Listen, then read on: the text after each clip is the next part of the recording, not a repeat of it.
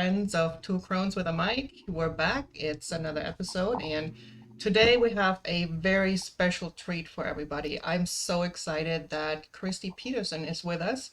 Um, Before we give her the proper introduction that she deserves, we'll have the beautiful Indira doing her thing. Thank you. I am really excited about this, you guys.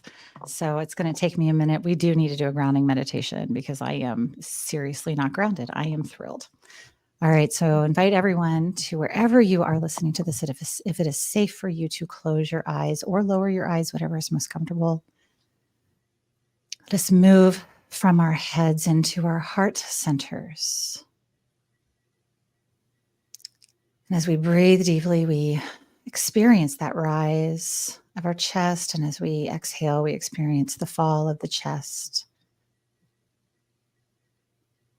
We even quiet our minds enough to where we can hear, perhaps feel and experience the beating of our hearts.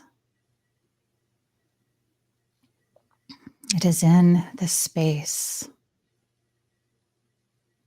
that we set our intentions, that we are coming in with an open heart and an open mind, understanding that however we have been programmed or patterned in this world,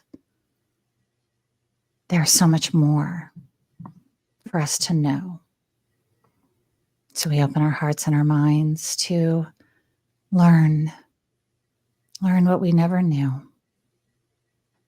Remembering that as we embrace and embody that crone wisdom, the crone is always open to learning more things as she is completely aware that she knows nothing.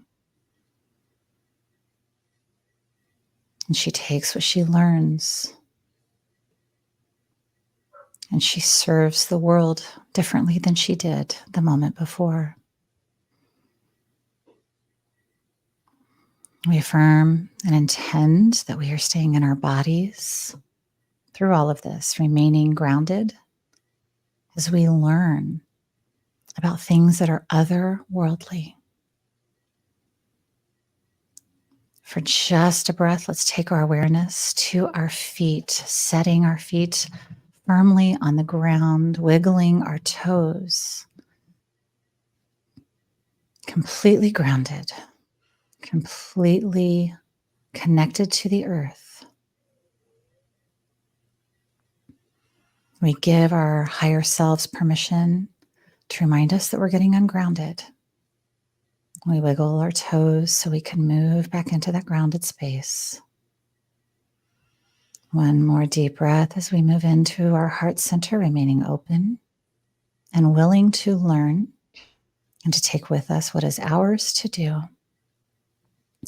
So we move forward as the crones that we are. Nice inhale, exhale. And when you're ready, open your eyes and let us begin. Amen. So it is. Kristi, I'm so excited. I mean, we're so thrilled that you actually, that you're here. I'm just so excited. Tell us a little bit about yourself. What do you do? I know you're a psychic and you do all kinds of other stuff. You have so many talents. I've got a lot going on, but first I want to say thank you to both of you for having me on your show tonight. It's a privilege and an honor. It's our honor. Yeah, we're excited. Thank you. Well, I am a psychic medium, so I can talk to deceased loved ones. I talk about people and give them guidance on a good path for them to take. I'm also a Reiki master, so I do energy work. I'm an author. I'm right now writing my 5th book, public speaker. Wow. Yeah, and a trans channeler, which is why I'm on your channel today. Yes, yes. So, Kristi, what's the difference between a channel and a trans channel? Is there a difference between those? There actually is a big difference. When I do one-on-one psychic sessions with people, I channel, and I'm mostly clairvoyant, which means I see pictures in my head, And what happens is either deceased loved ones or spirit guides will put pictures in my head, but it is me talking and me delivering that information. That's channeling. Trance channeling is when I kind of step aside a little bit. I kind of go over to one side of my body and I let this other entity come through. And so the voice you hear, he's using my vocal cords in my body, but the tone will be different. The words that are chosen are different than I would normally do. So he's coming in and taking over. Wow. Wow. And so who is he and what does he do and how did you get connected with him? His name is Ramadear. Mhm. And it started, I was going to teach a class on automatic writing. So I thought I better practice and make sure I can do this if I'm going to teach it. And I put pen to paper and my pen started moving and said, allow me to introduce myself. My name is Ramadear. I hail from the planet Eurytes, which is in the Andromedan star system. Oh. And I said, are you a spirit guide of mine? And he said, no, I'm a spirit guide of your planet. And I had no idea our planet had spirit guides. And he is the planet Eurytes, where he's originally from, no longer exists. So he resides on the rings of Saturn right now. And he is the voice of a collective. So there are thousands of other entities, all extraterrestrials. Mhm. And, people can get kind of taken aback or hesitant about the word extraterrestrial, but it just means not on this planet. Mhm. So that was a question I had earlier, right? When we were Yeah. prior to, I said, I don't like the word alien Mhm. because we have so many negative connotations to that from Hollywood and things like that. Yeah. Extraterrestrial also felt very, very Hollywood, but you said that is the preferred identity is the name. Yes. Yeah, just not of And this it just world. means, not on this planet. So you think about it, when we go to the moon, we're the extraterrestrials. That's true.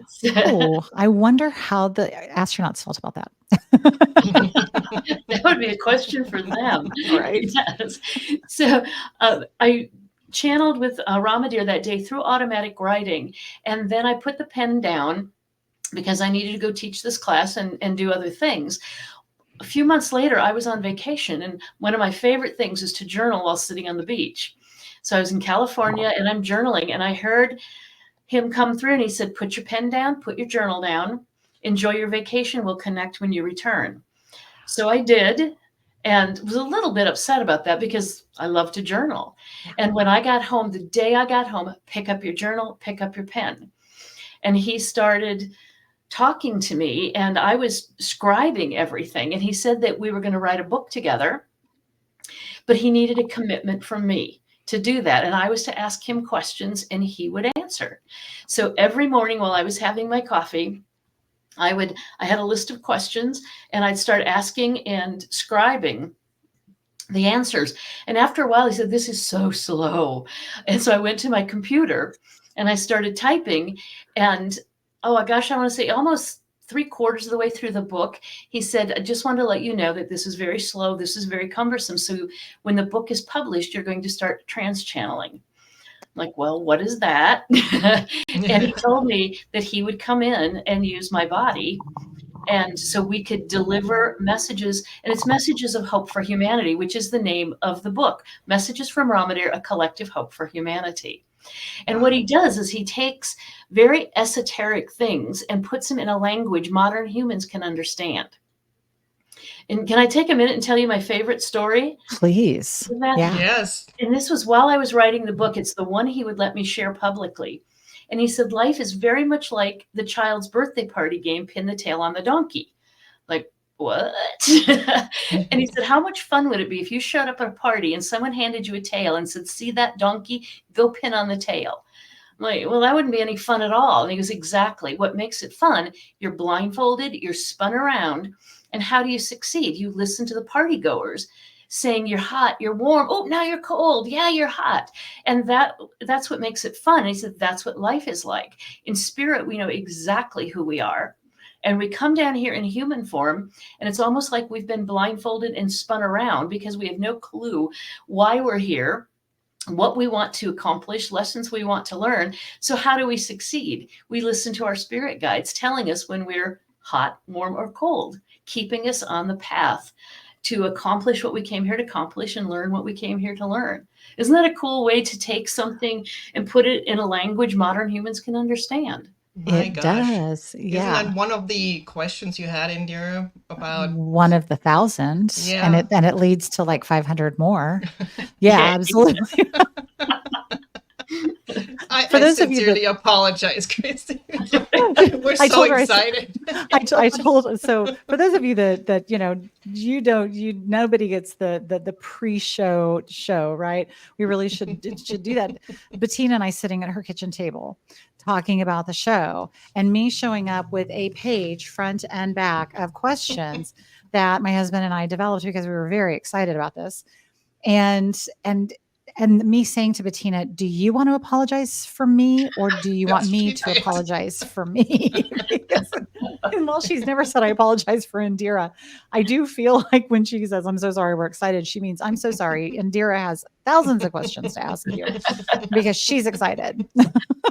I It's just a love it. rare opportunity to talk It to is. somebody like him, Yeah. or Yeah. it's just so, thank you again for being here. Oh, Yeah. it's my pleasure. I do monthly in-person events here in Omaha. And I always tell the audience, I said, if the questions don't come pretty quickly, he'll leave. If there's too much space, he'll think we're done and leave. So I like to have the questions. Mhm. And Oh. actually, I'm taking him online now. So as of April 19th, through Zoom and Eventbrite, you can watch and participate and ask questions. We will want Sweet. all of that so we can put that in our like our Yes, comment yes. section and stuff like that, so Mhm, people can have mhm, access to you. mhm. This is something that Bettina and I talked about in case any of our listeners are curious. We don't believe in competition. No. The work that Bettina and I do, we're channelers, we're mediums, we do that as well. But this isn't about competition, it's about service. Mm-mm. And so Exactly. we are here to cheer everyone else on as well. And so whatever information you can give us, Kristi, the Eventbrite link, whatever it is, you'll probably see us there. Truly. If we're not We'll at lick work, your we'll probably be there. pants. And I'm with you. I Exactly. believe in collaboration. Yeah. Absolutely. But every session is different because Mhm. he starts every session with just 5 minutes of talking about something. Mhm. And Mhm. it makes me always very nervous because he won't tell me what he's going to talk about. And I'm the one in front of all of these people. Tell me what you're going to talk about. He's You like, don't no, need to know. trust. Well, Nah, and that's we're kind of what good. we were going to try to do. Like we wanted you to channel, and if that's the way you want to do this today, like if he wants to do a 5 minutes of his own, and then we start asking questions, I got questions for days. If not, if you wanted to just channel for 20-30 minutes, let's just see how it rolls. We're completely open. He'll usually want to talk for just a few minutes and Mhm. then he'll say, I'm open for questions. That's usually what he does. I am ready for him. Let's do this. You're at the starting gate, aren't you? So Yes. I do have this. I'm going to plant this seed because there's stories that go with my questions. Okay, so I want to plant. There's one that involves a story, and Bettina knows this story. I call do. I call this story how I learned to scare myself to death. And so and so because I figured out I hurt my own feelings, I scare myself, like it's all me. And one night I was working on some stuff and I decided to take a break from it, and I started flipping through reels on Facebook. And there's this Native American woman, and I knew she was Native because she had like the tattoos on her chin. And I'm like, ooh, I'm going to stop and listen. This is, I'm very intrigued as a shamanic practitioner. I love this. And she begins to talk about how she was at it was like a nationwide powwow, and how many of the Native American nations get together and they have these powwows together because so many of the nations have experienced great amounts of loss and things like that. So they get together and support each other, like what we talked about. And when they got done, a lot of them end up sleeping in their cars, and they park their cars like along tree-lined foresty areas, and they'll just sleep in their cars. And so she had her 4-year-old child with her, and she's walking, and it's very, very dark. It's very, very late. The powwow went long, and she sees this being walking that kind of looked like a huge bat, like an adult sized bat, right? Like, I mean, human adult size, not like an adult sized bat, human. And it stops, and it has like these bright yellow eyes, and it's just staring at her. And she kind of got chills. And this guy from a different different tribe comes up and he yells at it and takes off running. And she goes, what was that? I've never encountered anything like that. And he said, my people have a story about that one of the planets had it burned up, and those that survived came to Earth many, many, many years ago and met with the tribal elders of my tribe and said, can we share your planet with you? And they said, as long as you come out at night and you live in the forest, because we humans come out during the day. So you can come out at night, you live in the forest, and we'll do this during the day. The part that scared me was when he said, but sometimes they take us. And I was like, what? I was house sitting. There's this wooded area behind me. But my question isn't about taking us. My question is about, I always want to know if lore has some truth to it. Always. Could there potentially be, and does Ramadear know if there is an alien species an extraterrestrial species, I do want to be respectful of that, living in our wooded areas, and they're fascinated by the humans? Just curious. Mm-hmm. There are many different species of extraterrestrials, and they're not all out in the sky. Some are under the oceans. Some are in Antarctica. Some are in the forest. They reside everywhere. And okay, you just blew my mind. Because that leads to Lemurian questions, right? Right, Bettina? Like that just takes us down the whole channel of Lemuria now. Wow, really? And they live here on this planet. Many, many do. Mm-hmm. Wow. Are they like skinwalkers? Like do they sometimes present as human? Yes. Well, and some of them are living among us, and they do look exactly like humans. Wow. And there might be something where you look at them and go, well, something's a little off there. That's interesting. Well, I see people that look like what we think ET looks like, right? They have, I'm thinking of someone that Bettina and I know very well, who kind of has an ET-like face, long arms, long legs, long torsos, and very, very connected to, outer space and extraterrestrial. Wow. And they're real. Well, I've had extraterrestrial contact since the age of 5. So this has been a lifelong thing for me. Wow. Tell us about your age 5 experience. What was that? That was a near-death experience when I was in the hospital, and I had an ET come in by my bed. And I won't tell you the whole long story, but he basically telepathically told me I would always be safe and always be protected. And I've met my hybrid daughter, all my hybrid children, actually, saved my hybrid daughter. And I wrote a book about that too. We Are Not Alone, My Extraterrestrial Contact. And and they actually made a documentary about that, which premiered last year. So I've had extraterrestrial contact. Oh, I'm sorry, what, Bettina? I did not know that. That's so cool. That is cool.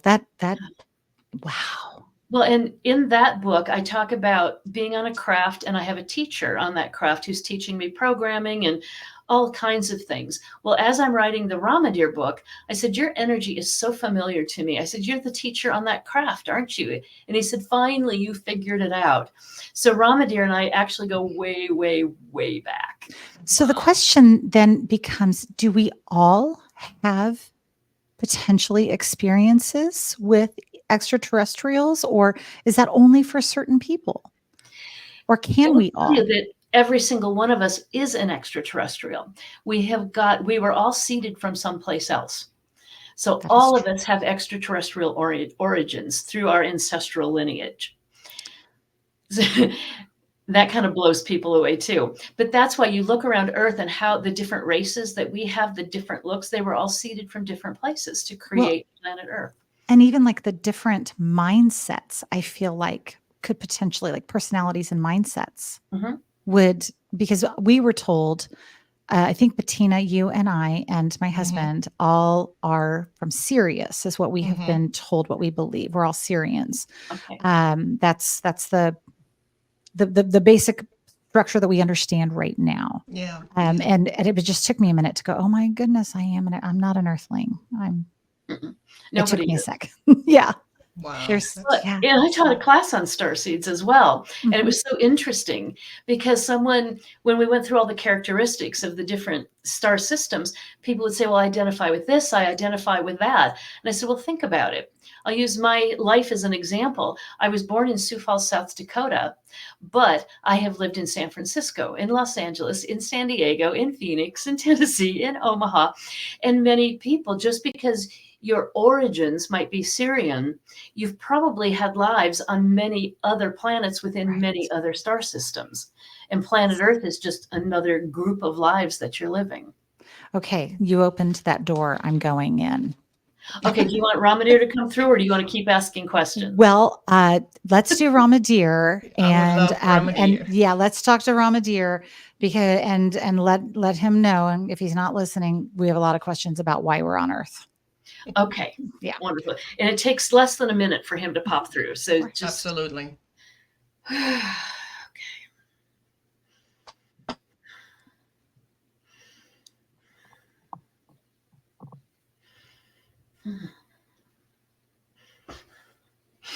we thank you for inviting us onto your program at this particular time. We are excited for your questions, although we already know what many of them are. And we thank you for your attention to the details and your curiosity of what you want to know, your continuing education for yourselves, and your willingness to share it with the planet. We are in deep gratitude for you, the work that you do, and the information that you are willing to share. We will keep this short because we do know you have many questions, and we would love to start now. Please ask your first question. Is Earth a school or is it a prison sentence? It is a little bit of both. Earth is a school, but it is one of the most difficult schools that exist. Many people will come to this difficult school and play the victim with the lessons that they chose to learn, the obstacles that they put in their own way, and then consider themselves a victim of Earth and therefore in prison on Earth when it was their choice to come here. It was their choice to experience what they are experiencing. For you see, no one is a victim, it is their choice. So, yes, it is a school, but it is a very difficult school because many forget that they chose the obstacles, chose the lessons, and chose what they came here to accomplish. And they get stuck in their egos, they get stuck in victimhood. Does that answer your question? That does. Thank you. And the next question around that is everyone's lesson the same, or do we each choose a variety of lessons to learn? Everyone chooses the lessons that they want to learn, for they will spend many, many lifetimes on Earth as part of the evolution of their soul to work their way back to Creator. So the lessons are very different depending on the life that they have chosen to live. The one thing that all humans have in common is the reason that they come to planet Earth.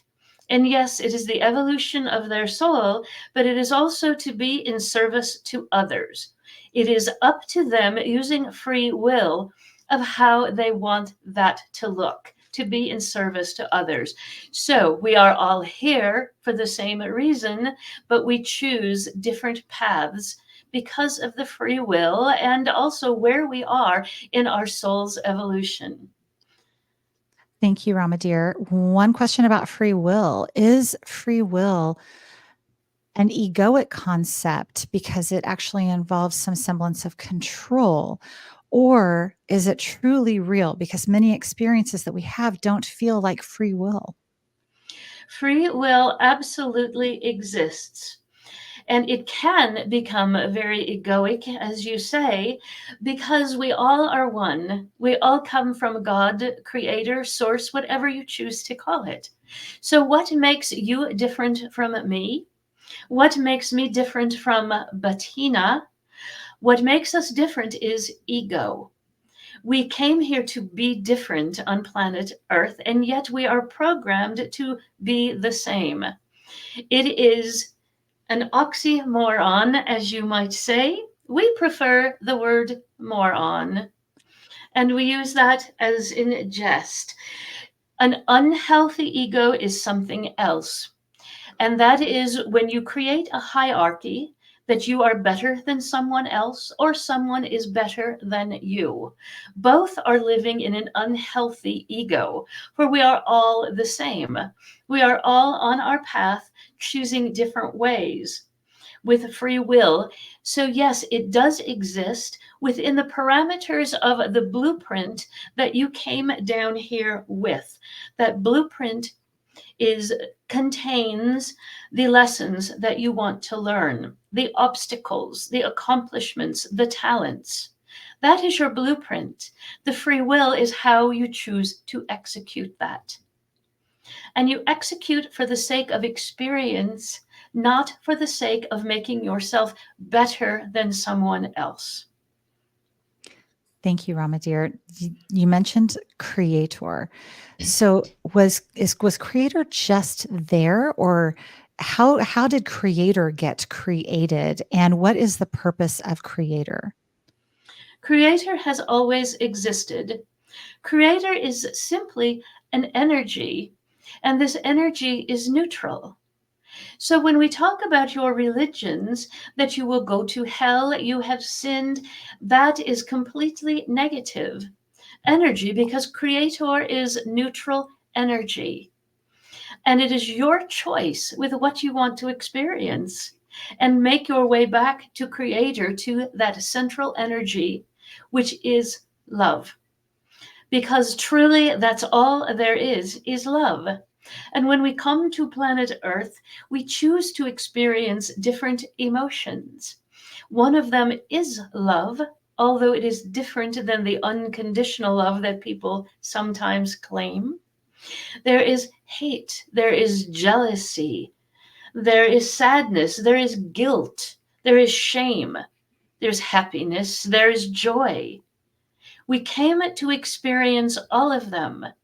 However, when you look around, you can all identify people that choose to live with guilt, with shame, with sadness, with anger, with frustration.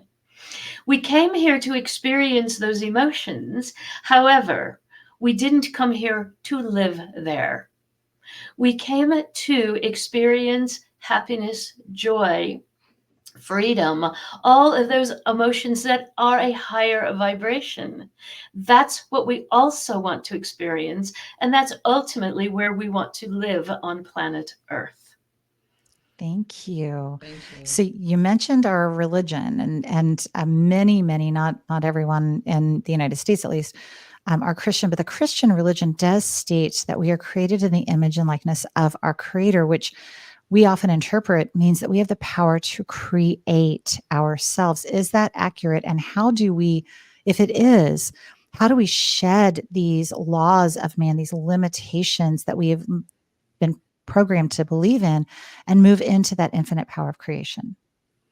We do not want to disparage any religion, because they all believe at the beginning the same thing, which is be kind to your neighbor, love yourself, all these beautiful things. It is when humankind got hold of religion that they wanted to add control, programming, conditioning, and fear.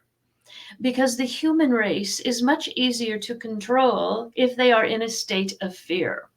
And that is where religion morphed off into, from something of a beautiful, beautiful experience, into something that humankind got hold of and warped and, pardon us, bastardized.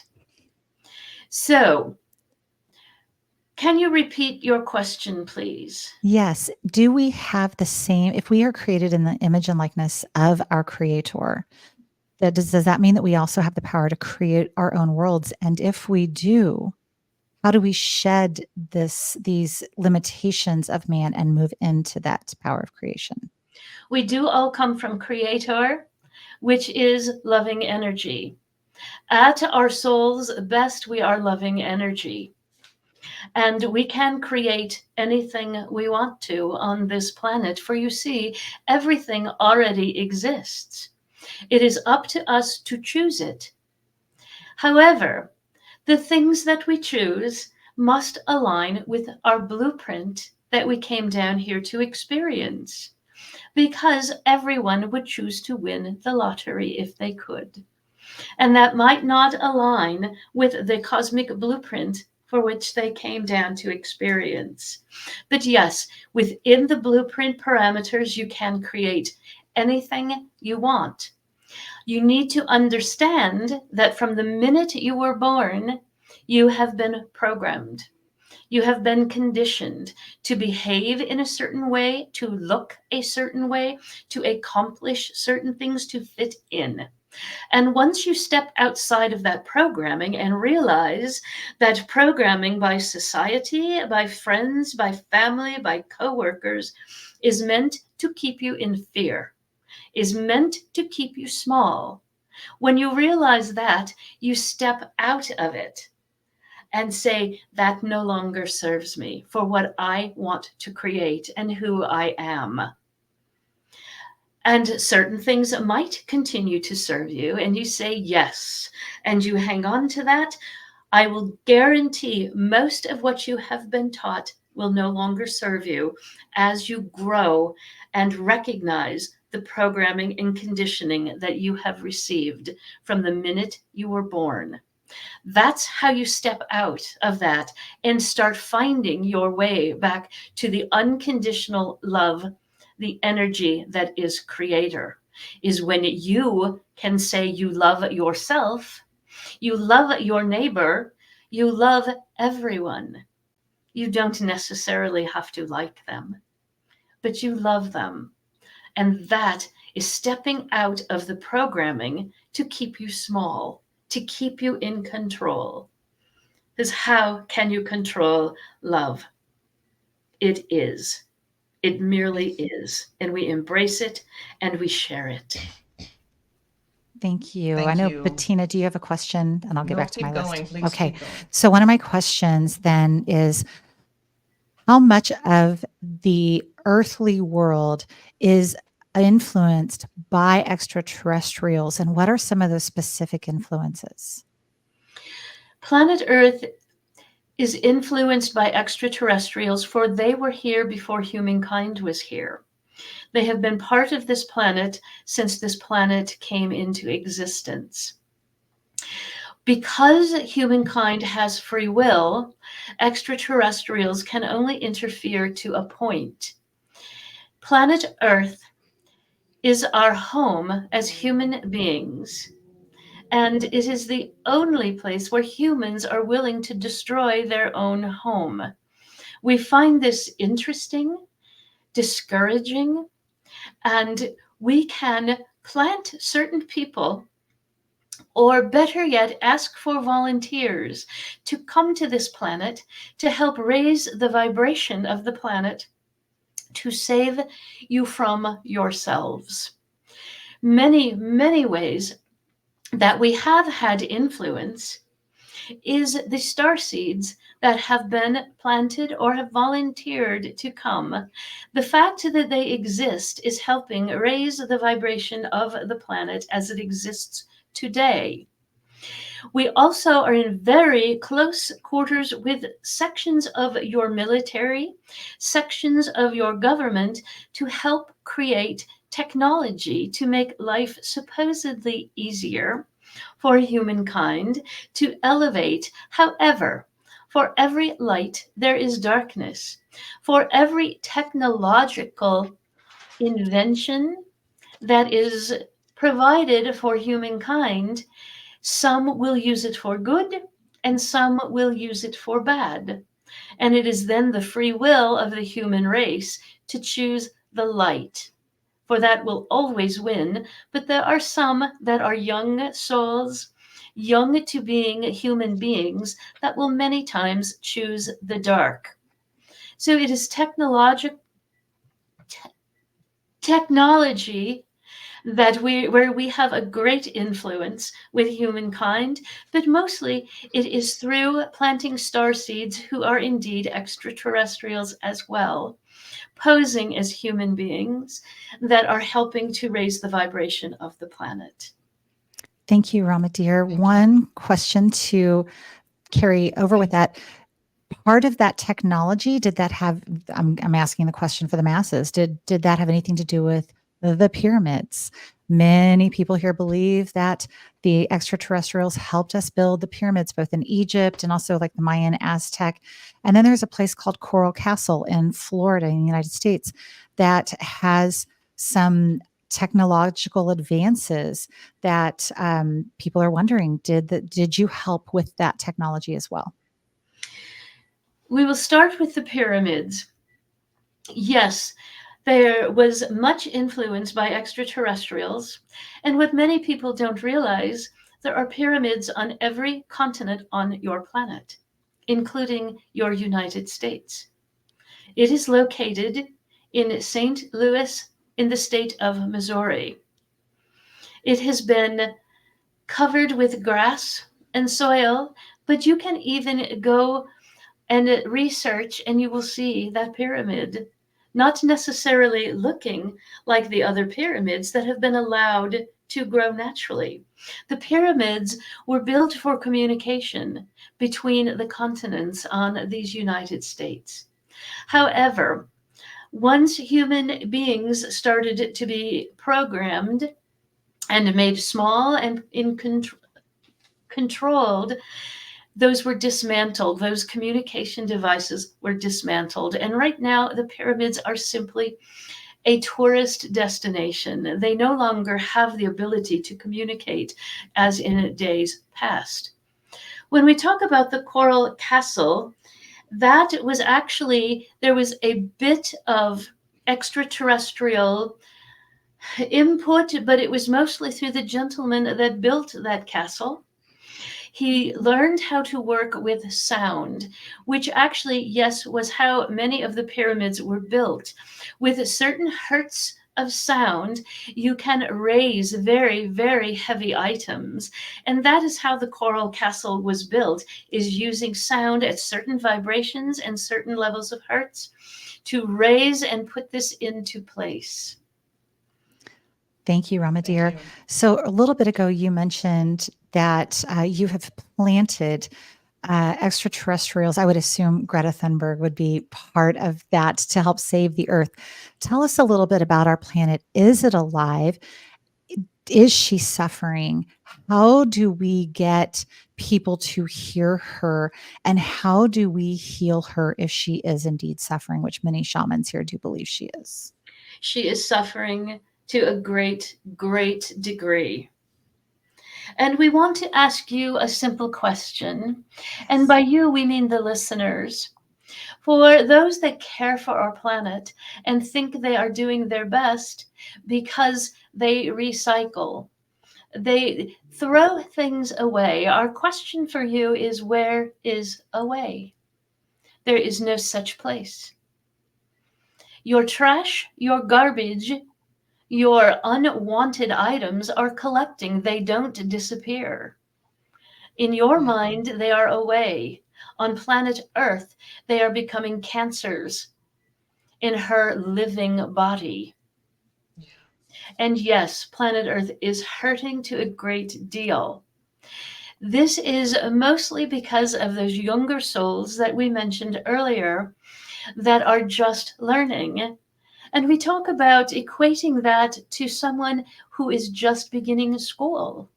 Would you expect them to understand mathematics, things those at a higher level of education would understand? No, they are just learning. And so these younger souls are the ones that are hurting, bruising, destroying your planet. And we need to balance that out with souls that are of a higher learning, a higher elevation. And we don't mean in height, we mean in evolution, that understand, and they are the ones with help from extraterrestrials, because that's who they are coming up with creations, inventions to help biodegrade your waste that at one time was considered not able to happen, not able to have, that plastic was here forever.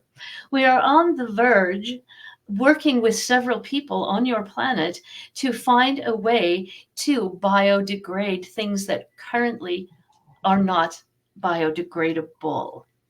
We are Thank you. working with other humans, working with collectives, much like the collective that you're talking to right now, and they work with individuals with particular skills to help them create, invent, have ideas, plant thoughts, ideas into other human beings to help raise that vibration, to help heal.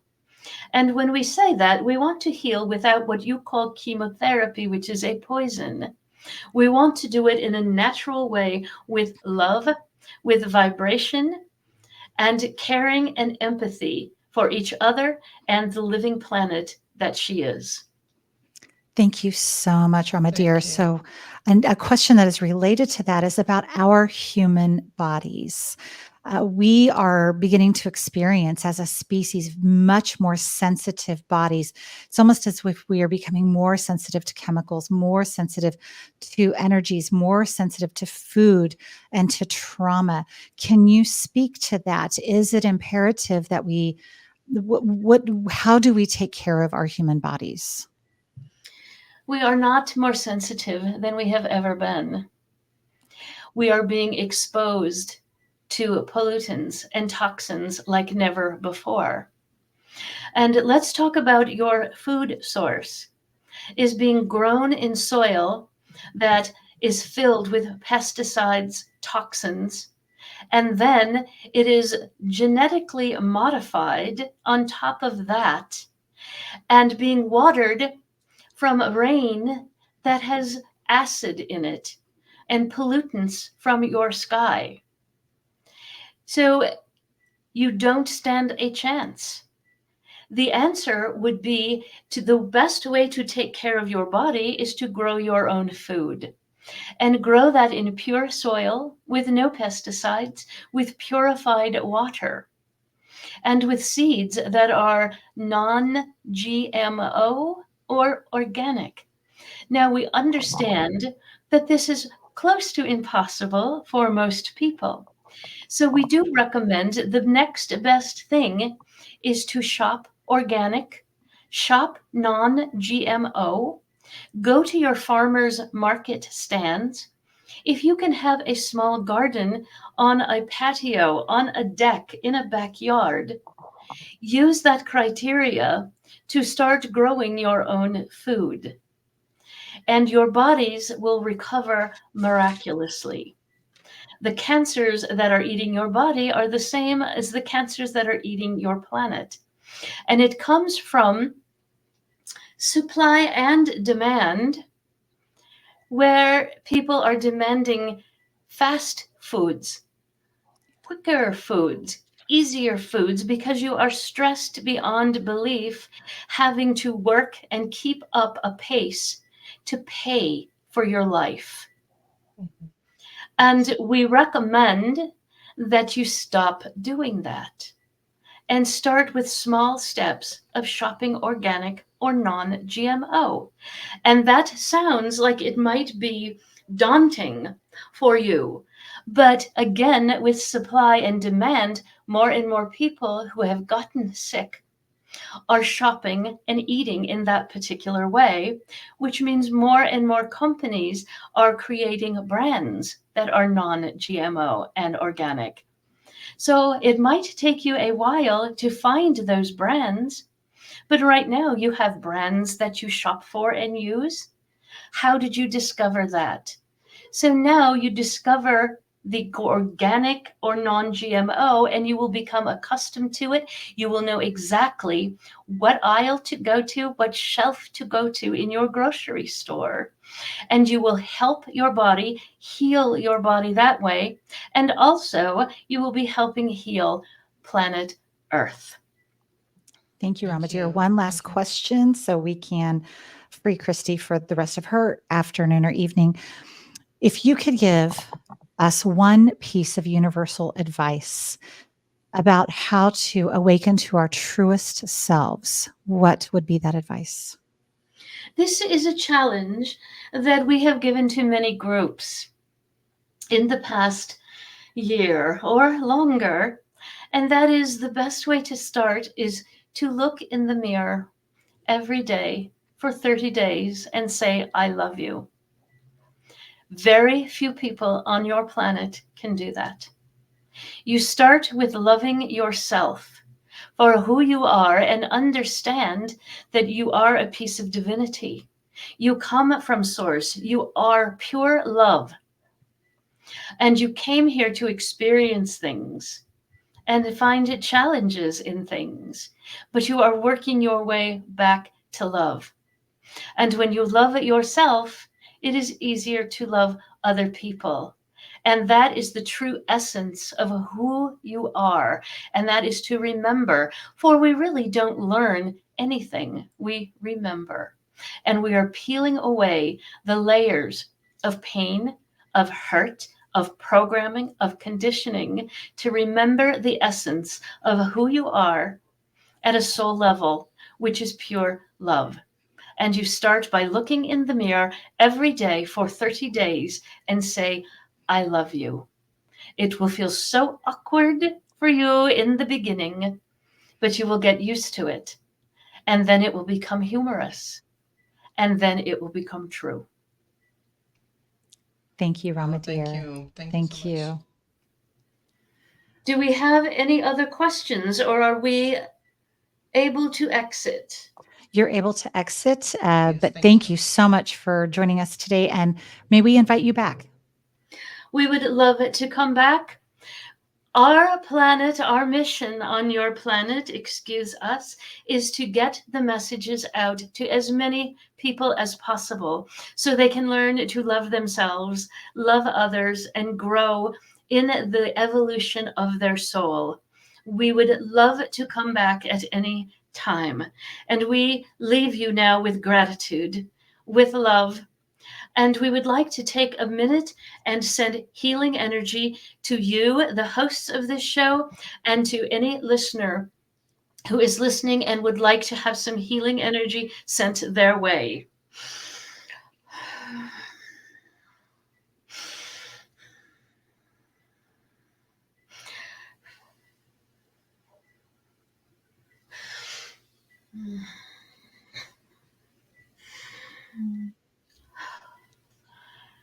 Phew.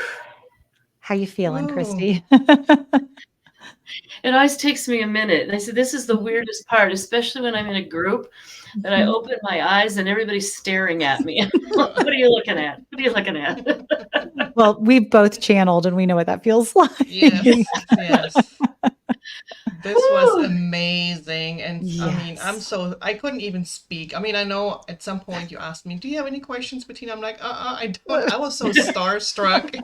I was just You're like, funny. I can't even like say a peep right now because I was just so into it. I need And to you go back listened and to Ramadear before.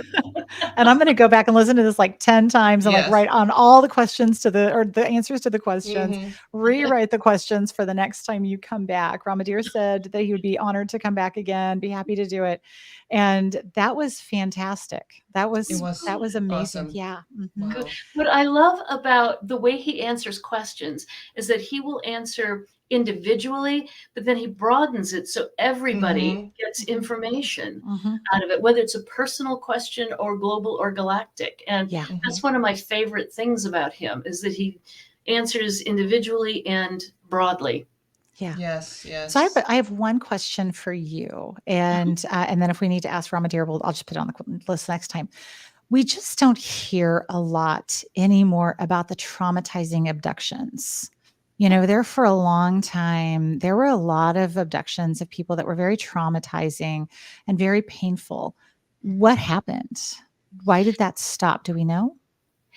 I think what people are getting used to, and I can only speak for me in this, is that when someone shows up in your bedroom in the middle of the night, it's terrifying. Mhm. Absolutely terrifying. And that would be whether it's an extraterrestrial or a human being. Mhm. Mm-hmm. Once I was abducted and taken on a craft, I was not scared at all. I was just like, oh, okay, this is why I'm here. I'm part of an examination, part of an abduction. And because it really is a soul contract that we have with them. So on a soul level, we understand it and know it. And very few people are terrified once they've been taken. It's the process of being taken that is so frightening. And I think people who've had lifelong abduction experiences are now starting to come to terms with that, as now hypnosis is more available to us and they're uncovering a lot of that trauma. And is it really traumatic or not? And for me, Yeah. the traumatic part was people showing up in my bedroom in the middle of the night. Well, I'm I thinking of the bet. guy. I'm thinking of the guy that Bettina that you had at the one who was taken up from Travis Walton. Travis. Yeah, he was taken up during like a hunting trip or a camping trip or something in Yeah. the middle of the night. His friends watched it happen, and he disappeared for like 3 days. Bettina, you met him. I did. Did he come to some kind of peace around what happened? You know, when I talked to him, it was actually really fascinating talking to him because Hollywood gave us this idea that they took him and then they did all kinds of bad things to him and it was so traumatizing and they did it on purpose. What he told me and what I got from talking to him was that they were like just in the forest doing their thing and he got out of the truck and he walked over there and he got in contact with that craft, and the craft somehow did something to him by accident. So they took him not because they wanted to abduct him, but they wanted to help him heal. If they would have left him, he would have died. So they took him, and they took him to, I don't know, like some kind of a hospital room on that craft, just to make sure that he's going to be okay. So he was gone for 3 days because they wanted to make sure he's okay. And then he said when they dropped him off in the town right next to a phone booth. I mean, they could have dropped him off anywhere on this Right. planet. So they didn't take him. I mean, the story, the way he told it, they didn't take him to do something to him. They took him because there was an accident and they wanted to Mhm. make sure he's okay. And So. see, that is the unlearning, because Hollywood Mm-hmm. has just tried to destroy our relationship with extraterrestrials. They Mm-hmm. really have. Like, one of my questions was, how do we heal this overarching fear we have of extraterrestrials? And in part, it is no longer watch those stupid movies, Mm-hmm. because I Well, have watched that movie.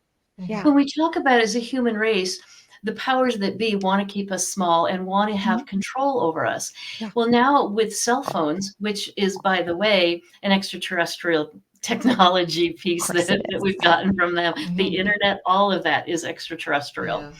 And so Wow. now the government, the military can't hide from Mhm. extraterrestrials anymore because so many people are capturing it on their phones. So now what they're doing is putting a twist on it that, prepare for an invasion, Mhm. prepare for this. I'm telling you, extraterrestrials have been here longer than we have. If they wanted us to destroy us, we'd be destroyed a very long I'm time sure. ago. Yeah. I'm Yeah. sure. They are Yes. guardians and of our planet. Yes. And they're here to protect us. They're here to save us from ourselves. Yeah. Wow. Thank you. Well, that is exactly the message we got from Ramadear, Mm-hmm. and Mm-hmm. super grateful. So we know that you've got to go, Yeah, you have to. because you've got some things to do. So what we're going to do, we're going to rewatch this. We're going to check my questions. We're going to ask some more questions. We're going to see if we can get you back in a month or two or something like that. And I'm just really, really grateful for Very you grateful. answering this call. This Yes. is an important call, because as a human race, we're screwing up, and we need Mm-hmm. help from those that are smarter than us. Mm-hmm. And you said, "Yep, I'll be a messenger," and Yes. it's a very brave thing to do in an environment that it isn't always accepted. So thank you Yeah. for answering the call, Thank you. Kristi. Thank you Thank you for your writings and your all the work that you're doing. for everything Thank you you do. so Before much. Yeah. Oh, sorry, Bettina. Yeah, no, before we let you go, I wanted you to have a chance to. We have your website blended in. Is there any other way people can get a hold of you or contact you besides your website, or do you have an Facebook. email? Yeah, Okay. Facebook. You can put my email on there, which is just Kristi at KristiPederson.com. Okay. So Kristi. I'm on Facebook as KristiPederson.com. Kristi Pederson or Kristi Pederson Psychic Medium. I'm on Instagram, TikTok. I'm on all of it. So they can find you if they want you. Yeah, it's if they have trouble, it's usually the spelling of my name. So if we could make that really clear. Yeah. Pederson, correct? Right. And Kristi is Kristi. Perfect. And I want to thank you for having me on, but also being a catalyst to spreading information like this and getting it out to the masses. And we have to do this together. We do. We do. Yeah. Yeah. We are all in this together. We are all in this service together. So, Yes. all right. So I found a bunch of Kristi Pedersons. I'm going to find you. This one's you. I found her. Well, good. All right. All right. Kristi, thank you so much. We're so grateful. Thank you. Thank you. Thank you. So good to see you again, Bettina. Bye.